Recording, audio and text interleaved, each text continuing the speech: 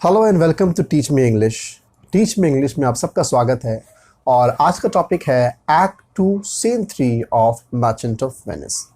Now act 2 scene 3 तक पहुंच चुके हैं हम सब और अभी यहाँ एक्ट 2 में 9 सीन्स है जिसमें से इम्पॉर्टेंट सीन सिर्फ 3 है। That is act 2 scene 1 Morocco, prince of Morocco ने अपना डिस्क्रिप्शन बताया। एक्ट 2 सीन 7 और एक्ट 2 सीन 9, बिकॉज सीन 7 और 9 में ट्रायल सीन है, एक प्रिंस ऑफ मोरक्को और एक प्रिंस ऑफ अरागन का। ठीक है, सो अभी हम लोग पहले आहिस्ते आहिस्ते बढ़ेंगे क्योंकि हर एक सीन इंपॉर्टेंट है, हर एक के बाद एक न्यू प्रोसीडिंग्स आ रहा है। ठीक है, अभी हम लोग देखते हैं एक्ट 2 सीन 3। ठीक है, अब देखते हैं। अब देखिए ये जो सीन है एक्ट 2 सीन 3, ये बेसिकली शाइलॉक के घर में इनैक्ट किया गया है। ठीक है, मतलब वेनिस में है और शाइलॉक का घर है जहाँ पे ये लॉन्सलॉट के बारे में एक्ट 2 सीन 2 में ये देखा गया कि लॉन्सलॉट क्या है, एक सर्वेंट है। ठीक है, और वो शाइलॉक के घर में काम करता है। इनफैक्ट लॉन्सलॉट एक बाउंडेड लेबर जैसा है और फैमिली, उसके फादर भी शाइलॉक के सर्वेंट रह चुके। अब लॉन्सलॉट एक क्रिश्चियन है और काम कर रहा है एक जीव के घर पे, और इवन शाइलॉक का बिहेवियर भी कुछ ठीक नहीं है लॉन्सलॉट के साथ, और इसलिए भी जो है लॉन्सलॉट वहाँ से भागने की कोशिश करता है, भाग भी जाता है। बाद में फिर वो बेसानियो के पास चला जाता है, उसके फादर से रिक्वेस्ट करता है कि मुझे बेसानियो को रिक्वेस्ट कीजिए कि मुझे सर्वेंट रख ले, और यही होता है कि फिर बेसानियो से मुलाकात होती है और बेसानियो का सर्वेंट बन जाता है। तो अब हुआ ये कि वो आया है लौट के शाइलॉक के घर पे। जेसिका से उसका अच्छा रिलेशन था और वो भी आपको आगे पता चलेगा कि जेसिका रिलेशनशिप में है लोरेंजो के साथ। सो नाउ अभी वो आया है क्या, फेयरवेल करने के लिए जेसिका के पास। ठीक है, और यहाँ पे थोड़ा सा दोनों का कन्वर्सेशन देखते हैं, दोनों क्या बात कर रहे हैं। ठीक है, इसमें कुछ फर्दर एक और मैसेज मिलता है क्या हमें देखने के लिए कि ये पहली बार इस सीन में क्या मैसेज मिल रहा है कि लोरेंजो के साथ जेसिका का रिलेशनशिप है, क्योंकि एक्ट 1 में 1, 2, 3 सीन है, कहीं पे भी लोरेंजो का ये डिस्क्रिप्शन नहीं है कि वो जेसिका से लव करता है। फिर एक्ट 2 सीन 1 सीन 2 कहीं नहीं, ये पहली बार जेसिका भी इंट्रोड्यूस्ड हुई है। इससे पहले जेसिका इंट्रोड्यूस नहीं हुई थी, ये पहली बार जेसिका इंट्रोड्यूस्ड हुई है, और साथ में जेसिका के साथ लोरेंजो का जो अफेयर है वो भी यहाँ पे खुल के समझ में आता है। ठीक है, अब आगे देखते हैं। Act 2, Scene 3, Venice, a room in Shylock's house. Enter Jessica and Lancelot. Jessica कौन है? Jessica is a daughter of Shylock. She is also a Jew. ठीक है, now Jessica, I am sorry. Thou wilt leave my father's soul. She is saying मुझे बहुत बुरा feel हो रहा है। Sorry means feeling not good. I am sorry. I am not feeling good. Thou, you wilt, old English will का है, thou wilt leave, तुम अब छोड़ दोगे, my father, मेरे फादर को। so अब देखिए सो के बाद यहाँ पे कोलोन दिया है, आप देखिए यहाँ पे ये सो है, यहाँ पे कोलोन दिया है। उसके बाद वो कुछ कहना चाह रही है लॉन्सलॉट के बारे में। बहुत ही इंपॉर्टेंट बात उसने कहा, our house is hell। क्यों उसने कहा house is hell? क्योंकि वो मानती है कि वो जीव है इसलिए? नो, वो अपने फादर से फ्रस्ट्रेटेड है। इन द सेंस दो रीज़न हो सकता है। एक रीज़न तो आप समझ सकते हैं कि she is in love with Lorenzo, अब लोरेंजो का पूरा उसके ऊपर इफेक्ट है। ठीक है, एक और ठीक है, उसके फादर क्या नाम है, खुद में उनका बिहेवियर अच्छा नहीं है, वो बहुत ही ग्रीडी है और मनी को लेकर के बहुत ज़्यादा वो आई मस्ट से ऑब्सेस्ड है। मनी को लेकर बहुत परेशान रहते हैं हमेशा, कैसे पैसा जमा किया जाए। ठीक है, फिर वो लोगों को लोन देते हैं और लोन के अमाउंट से वो क्या लेते हैं, रेट ऑफ इंटरेस्ट से पैसा कमाते हैं। ठीक है, सो इन दैट सेंस जेसिका को ये सब पसंद नहीं है। तो दो रीज़न हो गया, एक फादर का अपना वो कैरेक्टरिस्टिक जो उसे पसंद नहीं है, और दूसरी बात है क्योंकि फादर उसके खिलाफ है, क्योंकि वो शादी करना चाहती है क्रिश्चियन से और वो उसके फादर एक जीव है, वो जीव में जन्म हुई है, तो इसलिए भी जो है अपने फादर को पसंद नहीं करती है। इसने लिखा है our house is hell and thou are merry devil। उससे कह रहा है, वो कहने का मतलब क्या है कि मेरा घर तो जहन्नम में रहने वाला हर आदमी डेविल है। मैं भी डेविल हूँ, मेरे फादर भी डेविल है और तुम भी डेविल थे। ठीक है, सो लेकिन तुम क्या थे? Merry devil. तुम एक हंसने वाले डेविल थे, तुम रुलाने वाले नहीं थे। मेरे फादर का फेस देखने के बाद तो मुझे बहुत दुख लगता है, रोना आता है, गुस्सा आता है। ठीक है, बट सीइंग यू, मुझे लगता है कि मुझे तुम्हें देख के हंसी आती है, तुम्हारी बातों को सुन के अच्छा लगता था। ठीक है, तो thou merry devil didst, old English did का डिड्स रॉब। ऐसे तो रॉब का मतलब क्या होता है? रॉबरी, छीन लेना। यहाँ वही मतलब है, तुम ख़त्म कर देते थे, तुम निकाल लेते थे किस चीज़ को, didst rob it of some taste of tediousness. मतलब what is the meaning of tediousness? आप मीनिंग यहाँ सब दिया हुआ है, ठीक है, मैं छोटा थोड़ा करता हूँ ताकि आप मीनिंग भी यहाँ पे देख सके, आपको आसानी होगी समझने में, ठीक है। टीडियसनेस का मतलब यहाँ पे क्या दिया है, मतलब टायर्डनेस, बोर्डम, ठीक है। तो तुम मेरे घर में जो बोर्डम फीलिंग होता है, यहाँ पे देखिए मीनिंग है, ठीक है, मेरे घर में जो बोर्डम फीलिंग होता है हम लोगों को, तुम उसे दूर कर देते हो, ठीक है। दिस ड्रॉप, तुम खत्म कर देते हो, किसे? बोर्डम को तुम खत्म कर देते हो, मेरे घर में होने वाले बोर्डम को खत्म। तुम्हें देखने के बाद जो है मुझे अच्छा लगता है, घर में बोर नहीं लगता है, मुझे घर में बहुत ही हैप्पीनेस फील होता है तुम्हें देखने के बाद। रीज़न दो है इसका। एक तो रीज़न बहुत सिंपल है, क्योंकि वो हंसाता है और उसे पता नहीं कि कब क्या वर्ड यूज़ किया जाए, उसके हर बातों में हंसी आती है। और दूसरा रीज़न ये है कि वो फिर एक मैसेंजर भी है लोरेंजो और जेसिका के बीच में। जब वो आता है तो लोरेंजो का मैसेज लेके आता है, डेफिनेटली तो उसे अच्छा लगेगा ही, क्योंकि because he is a love messenger, ठीक है। सो अब फिर क्या हुआ, वो कह रही कि didst rob it of some taste of tediousness, तुम बचा लेते हो, तुम पूरा बोर्डम को ख़त्म कर देते हो, and fare thee but fare thee well, लेकिन अब तो तुम जा रहे हो, ठीक है, फेयर दी वेल, जाओ, बाय बाय। तो उसने क्या किया, there is a ducat for thee, उसने उसके हाथ में एक डकेट दे दिया।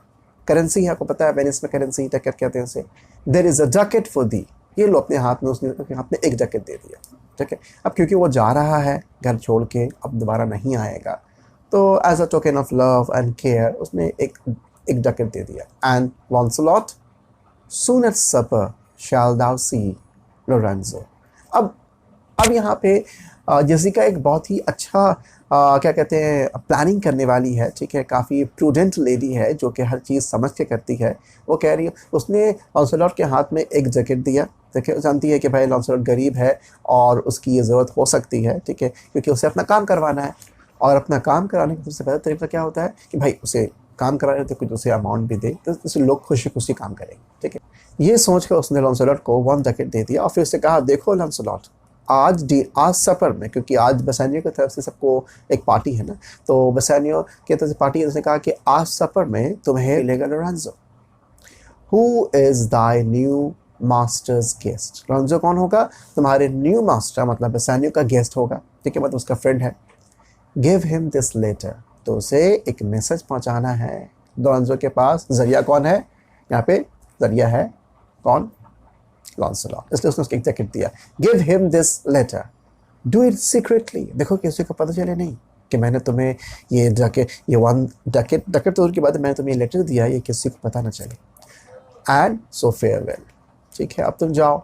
आई would not have my father see me in talk with you, मैं नहीं चाहती हूँ कि मेरे फादर देख लें तुमसे बात करते हुए, ठीक है, बिकॉज अगर फादर देखेंगे तो सवाल करेंगे क्यों आया था, क्या बात है, ठीक है। So at that time she has to answer something, तो कुछ तो बोलना पड़ेगा उसे, तो फिर प्रॉब्लम हो सकता है। तो बेहतर है कि तुम पहले चले जाओ, मेरे फादर के आने से पहले मेरे फादर तुम्हें नहीं देखे, बिकॉज शी हैज़ प्लान, उसने लेटर भेजा है लोरेंजो को, ठीक है, अपना सभी प्लानिंग बता करके, इसलिए वो चाहती है ये काम बहुत सीक्रेटली हो जाए, खास करके फादर तो एकदम नहीं जाने इसे, ठीक है। अब आगे देखते हैं लॉन्सलॉट क्या कहता है। लॉन्सलॉट कहता है, अड्यू। अड्यू एक फ्रेंच वर्ड है, इसका मतलब होता है goodbye, adieu. Tears exhibit my tongue, क्या कहना चाह रहा है वो कि आंसू ने मेरी ज़बान को रोक दिया है, मैं कुछ बोल नहीं पा रहा हूँ तुमको, ठीक है। अब यहाँ पे आप देखेंगे कि लॉन्सलॉट की जो बातें होती है ना वो अजीब सी होती है, ठीक है, हर बात उल्टा फुल्टा उसका होता है। यहाँ पे होना चाहिए था, देखो यहाँ पे आप देख सकते हैं, यहाँ पे जो एग्जिबिट उसने वर्ड यूज़ किया है, यहाँ पे लिखा है Launcelot means inhibit my tongue, that is tear emotion prevent me from speaking. Exhibit उसने रॉन्ग वर्ड किया, होना चाहिए था इनहिबिट, मतलब आंसू ने मुझे बात करने से रोक दिया। इसलिए जब भी लॉन्सलॉट कुछ वर्ड कहता है तो ज़रूरी है कि उसके मीनिंग ज़रूर देख लिया जाए, वो कहना चाहता क्या है, ठीक है। यहाँ मतलब होगा इनहिबिट, मतलब रोक दिया। तो वो कह रहा है टीयर्स एग्जिबिट मतलब प्रिवेंट माई टंग, मुझे बात करने नहीं दे रहा है। Most beautiful pagan, most sweet you. Pagan का मतलब होता है the person who does not believe in any religion, ठीक है, जो किसी भी मज़हब को नहीं मानते हैं, वो नेचुरल मज़हब को मानते हैं, मतलब नेचर को मानते हैं। तो यू आर, अब यहाँ पैगन का मतलब एक और वर्ड हो सकता है कि तुम मेरे मज़हब को नहीं मानते, मतलब तुम क्रिश्चियन नहीं हो, ठीक है। अगर इसे एक और वर्ड में कहें तो कह सकते हैं हम काफिर, मतलब तुम मेरे गॉड को नहीं मानती हो। Most beautiful pagan, you don't believe in my God but you are very beautiful. Most sweet Jew, but you are very, you are Jew but you are very much sweet. क्यों? उसको एक 1 Duckett दिया है ना, इसलिए भी। और बहुत अच्छे से बात भी करती है, ठीक है। If a Christian do not play the name, अब यहाँ याद रहे ये जो क्रिश्चियन है, ये जो वर्ड क्रिश्चियन यूज़ किया गया है, इस क्रिश्चियन का मतलब है लोरेंजो, बिकॉज लोरेंजो क्रिश्चियन है। इफ़ अ क्रिश्चियन मतलब Lorenzo do not play the name, knave का मतलब होता है फूल। अगर वो तुम्हें बेवकूफ़ नहीं बनाए, अगर वो अपनी बातों में सच्चा है, मान लो, if a Christian do not play the knave, अगर वो तुम्हें बेवकूफ़ ना बनाए, मतलब अगर वो अपनी बातों में सच्चा है। एंड गेट दी मतलब मैरी दी, ठीक है। गेट दी का मतलब क्या हो गया? Marry thee. अगर तुम शादी कर ले, I am much too safe, तब तो फिर मेरा ये कहना कि तुम पैगन हो, तुम जीव हो, ये सब मेरी बातें गलत प्रूफ हो जाएगी, फिर तो तुम क्रिश्चियन हो जाओगी, वन ऑफ अस, ठीक है। बट अ जीव, फिर भी मैं जा रहा हूँ। दिस फुलिश ड्रॉप्स मतलब टीयर, मेरे आंखों से गिरने वाला आंसू, कितना बेवकूफ़ हूँ मैं। Do somewhat drown my manly spirit, ठीक है। मैं तो कभी रोता नहीं है, इस आंसू मेरी आ रही है और मेरा मैनली स्पिरिट, मेरा क्या कहते हैं, मर्दान की ख़त्म हो रहा है। अजीब, मैं जा रहा हूँ, ठीक है। उसके बाद जेसिका वो चला जाता है वहाँ से। जेसिका अब खुद से बात कर रही है, कह रही है वो फेयरवेल, गुड लॉन्सलॉट, लॉन्सलॉट एग्जैक्ट चला गया बस। जेसिका कह रही अलैक sad, What heinous sin is it in me? Heinous का मतलब होता है डेडली, मतलब बहुत ही ख़राब। कह रहा है मेरे अंदर बहुत ही बुरा गुनाह, मैं बहुत गुनाहगार हूँ। What heinous sin is it in me? मैं गुनाहगार हूँ, मेरे अंदर एक बहुत ही ख़राब गुनाह छुपा हुआ है। क्या गुनाह है भाई? To be ashamed to be my father's child. अब यहाँ तो ऐसा कन्फ्यूजन है, लोग बहुत समझने में गलती कर बैठते हैं इसको। वो कहना चाह रही है कि मैं जो ये फ़ील करती हूँ, मैं अपने आप में शर्मिंदगी फ़ील करती हूँ कि मैं क्यों अपने फादर की बेटी हुई। वो कह रही है कि ये फ़ील करना, मुझे लगता है ये तो गुनाह है। वो समझती है कि वो गलत काम कर रही है, वो समझ रही है कि मैं अपने फादर से हेट करती हूँ और मैं सोचती हूँ कि मैं क्यों अपने फादर की बेटी बनी। ये वो कह रही है मेरा ये सोच जो है कि मैं अपने फादर की बेटी क्यों, मतलब मेरा फादर शाइलॉक क्यों है, मतलब मैं एक जीव की बेटी क्यों हूँ। जब मैं ये सोचती हूँ, मैं ये गलत करती हूँ, यही उसी कह रही है वो सीन है। ये नहीं कह रही है कि फादर की बेटी है तो सीन नहीं, ये सोच जो मैं रखती हूँ कि मैं क्यों अपनी फादर की बेटी हूँ, ये गुनाह है। But though I am a daughter to his blood, मैं उस खून से तो मैं उसकी बेटी हूँ, ठीक है। I am not to his manner, लेकिन मैनर में अगर देखा जाए तो मैं उसकी बेटी नहीं हूँ। मेरे अंदर मेरे फादर का कोई भी कैरेक्टरिस्टिक नहीं है, मैनर नहीं है, नेचर नहीं है, मैं एकदम अलग हूँ उनसे, ठीक है। ओ लोरेंजो, अब उसे याद करके कह रही है ओ लोरेंजो, ठीक है, उसे याद कर रही है। इफ़ दाउ कीप प्रॉमिस, अगर तुम वादा निभा दो मुझे शादी करने की, अगर तुम मुझे तोड़ो नहीं वादा, मुझे छोड़ो नहीं, अगर तुम, आई शैल एम दिस स्ट्राइफ। स्ट्राइफ का मतलब होता है loyalty between father and love, दोनों के बीच का ये जो लॉयल्टी है कि मैं फादर की बात को मानूं, उनके बन के रहूं, या फिर लोरेंजो का हो जाओ, ये एक स्ट्राइफ है, ये एक जंग है मेरे अंदर। I am quite frustrated and intense, बहुत परेशान हूँ मैं इसको लेकर के।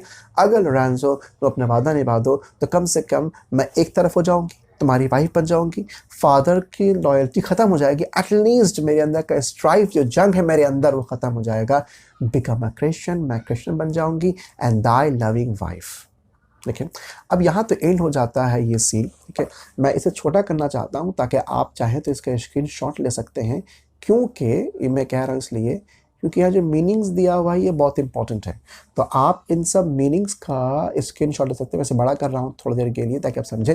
आप बीच में मैं इसे ऊपर करूँगा, आप इसका स्क्रीनशॉट ले लें, क्योंकि ये मीनिंग बहुत इंपॉर्टेंट होता है इसको समझने में। अभी आप समझ लें, वैसे तो वीडियो अवेलेबल है, आप जब चाहे ओपन कर देख सकते हैं, ठीक है। लेकिन मीनिंग ज़रूर लर्न कर लें, क्योंकि ये मीनिंग जो है काम आता है आंसर लिखने में भी, ठीक है। तो इस तरह से ये एक्ट 2 सीन 3 ओवर हो गया। और इस सीन में हमने क्या देखा, जेसिका एक न्यू कैरेक्टर इंट्रोड्यूस भी हुई है, और फिर उसका एक नेचर भी हमने देखा है कि जेसिका किस तरह अपने फादर से हेट करती है। क्यों? Because she is in love with Christian. और फिर इस सीन में पूरी खुला खुली क्या है, रिलीजियस डिस्क्रिमिनेशन देखने को मिल रहा है, जहाँ वो कह रही है कि वो शादी करके क्रिश्चियन बन जाएगी और तब वो खुश रहेगी। इवन लॉन्सवर्ट भी कह रहा है कि तुम क्रिश्चियन बन जाओगी तब जो है मैं तुम्हें पैगन नहीं कहूँगा, तब मैं तुम्हें और कुछ बुरा भला नहीं कहूँगा, तब फिर मैं गलत होऊंगा। कह रहा है फिर मैं गलत हो जाऊँगा जब तुम क्रिश्चियन बन जाओगी तो।